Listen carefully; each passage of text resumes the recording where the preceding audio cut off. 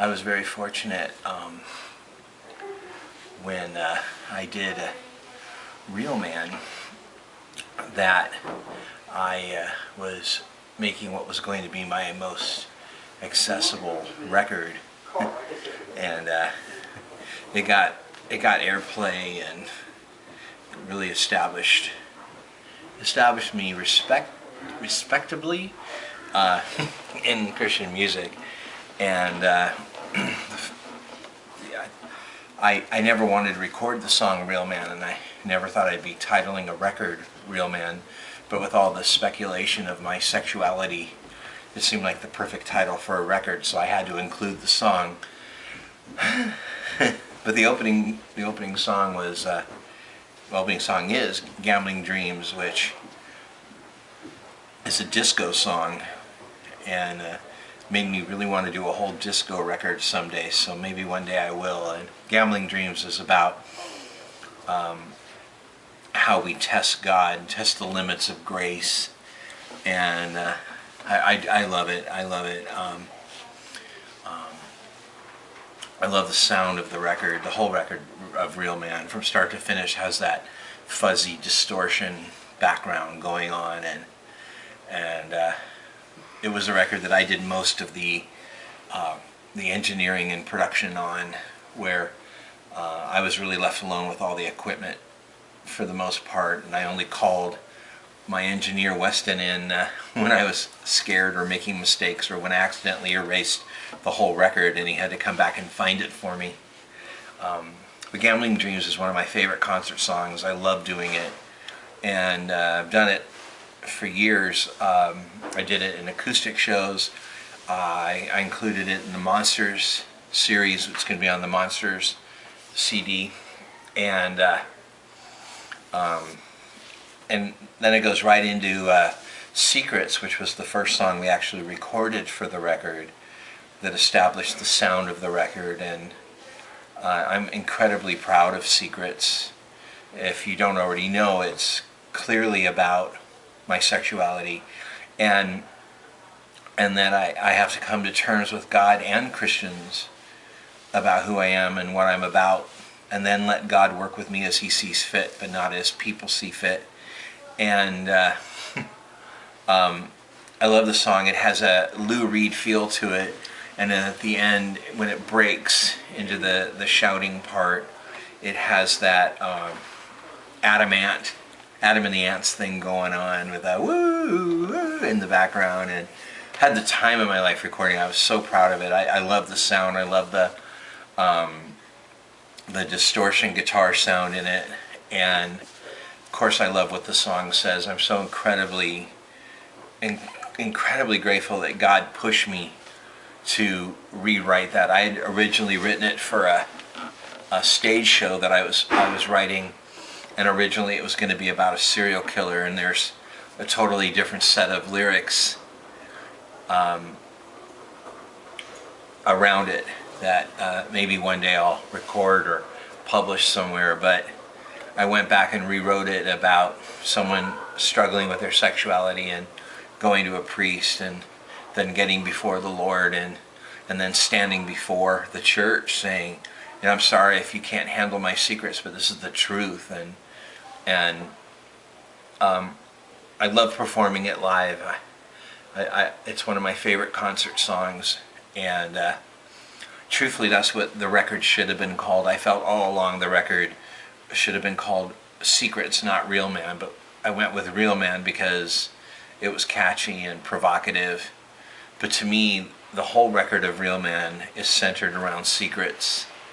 And it was interesting because a fellow recording artist, Larry Jensen, unbeknownst to me, went and recorded a version of Secrets and then surprised me and let me hear it. It was very interesting to see a very heterosexual Christian man sing that song, and see how universal it was, that because I never say exactly what my secret is, that it really applied to him, and his version of it is absolutely exquisite. His name's Larry Jensen, Jensen, and You can go on MySpace and hear the song. It's really interesting. He has a very old-fashioned country feel to his music, like Johnny and Waylon and Merle, and it's a great song. That's when I knew I had written a masterpiece, when I heard someone else do it. And the third song on, I was about to call it Secrets, on Real Man is my apparently my immortal classic, Stop Smoking. It got tremendous airplay, and I'm so grateful for that. And the riff on it sounds to me like Devo, one of my all-time favorite bands, and I loved when people said, "God, that reminded me of Devo." It made me feel so good, and I got the idea for Stop Smoking, believe it or not, was I performed with another Christian artist named Listener, and he was so weird, and I thought it was so funny because, you know, everyone talks about how weird I am, and I thought he was weird. And he went on a really cool diatribe against teeth whitening. I said, you know, someone should write a song about teeth whitening. It sounds like something, you know, someone would get all bent out of shape about. And I go, God, they get bent out of shape about smoking and drinking. And I went, you know, that'd be really cool. I haven't really done anything like this. And I was driving in my car, and I came up with a stop smoking, stop drinking, you know, and I was like, no, I mean, I don't really go off on people for their smoking or drinking habits. And then I went, well, then I should go for something more serious, and I was like, well, stop lying, stop cheating, you know, and I was like, no, what really bugs me, and I go, oh, what bugs me is how they bury their all-important heads. And then I had a song. When I went, stop burying your all-important head, I knew I had a song. And the part in it where it says all these things mean nothing at all after you read what God told Paul, I had written a song right after I became a Christian and read that passage of scripture in Acts, and the first time I read it, called What God Told Paul. And the verses of that song grew up to be Stand Around and Watch, and the chorus of that song ended up being part of Stop Smoking. But let's be fair, Stop Smoking has a good beat and you can dance to it, and that's why people gravitated to it, and it made a great concert piece because I could run around screaming in people's faces. And I have to tell you, I personally love every song on Real Man. Just as pop music goes, it's my poppiest record. I'll probably never pop again, and I'm just glad that, you know, God took me aside and said, do this batch of music now, because it was at such a crucial time where people were finally starting to respect what I was doing, that it was important for people to see that I was there musically, that I wasn't just there for shock value, and I wasn't just there for controversy. And there's no sellout on the record whatsoever. It's my tamest effort. And, you know, between you and me, I hope I never get that tame again.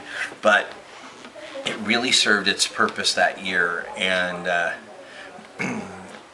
again, so many people downloaded Stop Smoking, and internet radio and college radio picked it up, and I was so glad, because again, once people hear one of your songs, they go back and listen to everything.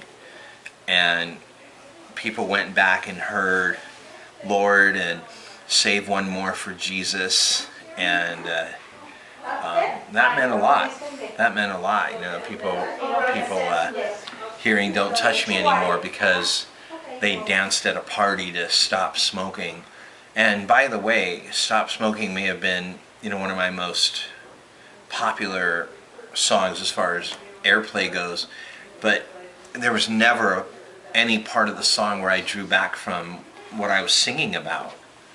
I mean, the song actually says, you know, open my people's eyes, turn them from darkness to light, from the power of Satan to God, that they may receive forgiveness for sins and an inheritance among those who are sanctified by faith in me. Go Jesus.